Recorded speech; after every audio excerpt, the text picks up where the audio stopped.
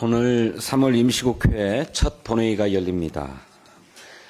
이사의 충실 의무를 확대해서 대주주에 집중된 기업 지배구조를 개선하고 소액주주의 권익을 보호할 상법 개정안이 처리될 예정입니다.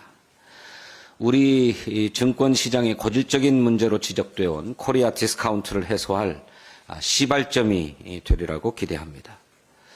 또 어르신 노후 생활을 지원하기 위한 노인 일자리 및 사회활동 지원법, 또 정서, 행동 등의 장애로 어려움을 겪는 학생들을 돕는 초중등 교육법 등 민주당이 추진해온 민생 법안들도 본회의에서 차질 없이 처리하겠습니다. 추경 실시에 여야가 합의했음에도 불구하고 계속 미뤄지고 있는 상태를 방치할 수 없습니다. 제3차 국정협의회가 국민연금 모수 개혁에 가로막혀서 결렬되었습니다. 하지만 그에 앞서서 진행된 추경 논의에서는 여야가 추경 실시 원칙에 합의하고 규모와 세부 내역을 논의할 실무 협의를 진행하기로 합의했습니다. 여야 정책위 의장과 여결특위 간사, 정부에서는 기획재정부 2차관과 예산실장이 실무 협의에 나서기로 구체적인 합의까지 이루었습니다. 1%포인트 차이에 불과한 연금 소득 대체율 차이는 조금 더 논의하기로 하고 추경 실시를 위한 실무 협의를 즉시 가동할 것을 국민의힘에 제안합니다.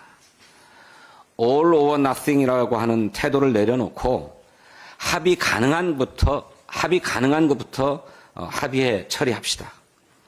시간이 지체될수록 국민의 삶이 어려워집니다.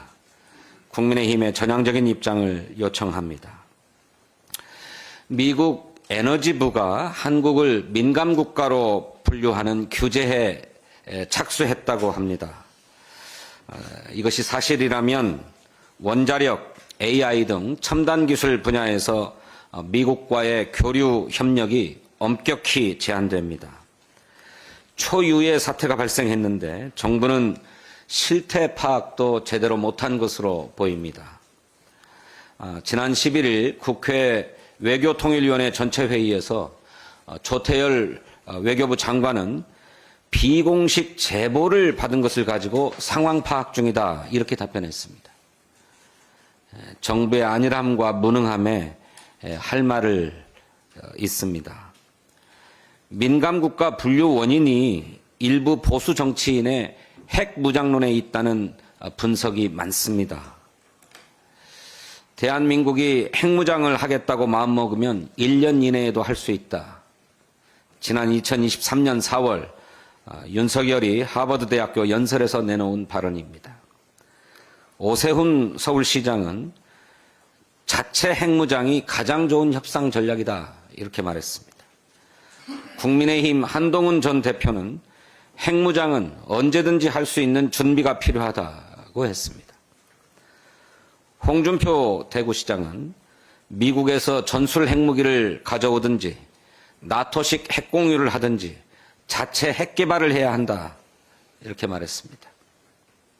미국은 국가안보, 핵 비확산, 테러 지원 등을 기준으로 민감 국가를 지정해 왔습니다. 그런데 대통령을 비롯한 국민의힘의 유력 인사들이 핵무장을 주장하니까 미국 정부가 이것에 제동을 걸기 위해서 경고를 보내는 것이라고 하지 않을 수 없습니다. 엎친 데 덮친 격으로 트럼프 행정부의 전방위적 압박도 확대되고 있습니다. 철강과 알루미늄 등의 25% 고관세에 이어서 소고기 수입 확대까지 강요당할 판입니다.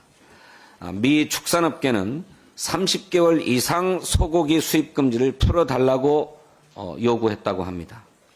그뿐 아니라 반도체, 자동차 등에는 품목별 관세가 예고됐고 우리 부가가치세와 각종 규제 등을 모두 관세로 환산하겠다는 그런 이야기가 나오고 있습니다.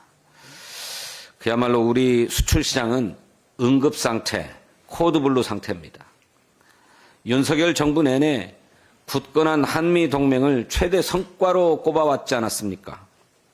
하지만 실상은 한미 동맹을 저해하고 국가 안보와 수출 경쟁력을 위협하는 경거망동에만 앞장서 왔습니다. 국민의힘은 현실성 없는 핵무장론을 즉각 철회하고 민주당이 제안한 국회 차원의 통상대책특위를 수용하기를 촉구합니다. 정부도 민감국가 지정 철회에 외교적 총력을 기울여야 할 것입니다. 동시에 통상 압력을 완화할 방안을 마련하고 국회와 협력할 것을 촉구합니다. 감사합니다.